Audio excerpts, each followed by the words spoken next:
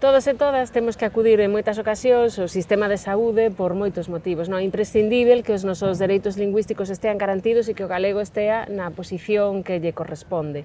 Non sei como ves ti, Servando, a situación do galego agora mesmo no Sergas. Máis da metade dos pacientes que acuden aos centros sanitarios son galegos falantes. É unha obriga das institucións públicas e é unha obriga nosa pois, respetar os seus dereitos lingüísticos. Respetando os seus dereitos lingüísticos, favorecemos unha relación máis empática e dámoslle máis confianza aos pacientes.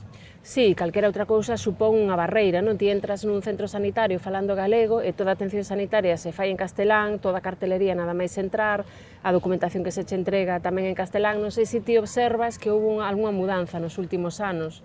Durante os últimos anos houve un importante retroceso, non só no tema que ti dis da cartelería, sino, por exemplo, no número de anotacións de informes que hai na historia clínica electrónica dos pacientes, pois é ínfima. E a que se debe todo isto? Pois a que non hai unha aposta clara polo galego e a que os profesionais sanitarios necesitan un estímulo e campañas de estímulo á utilización do galego.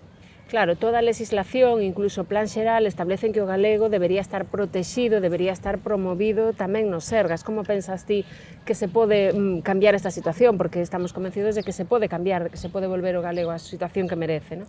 Para iso necesítase, en primeiro lugar, vontade política e necesítase que os cargos políticos, tanto na Consellería como no Servicio Galego de Saúde, como nos distintos centros sanitarios, xerencias, equipos directivos, fagan uso preferente do galego e fagan campañas estimulando a utilización do galego.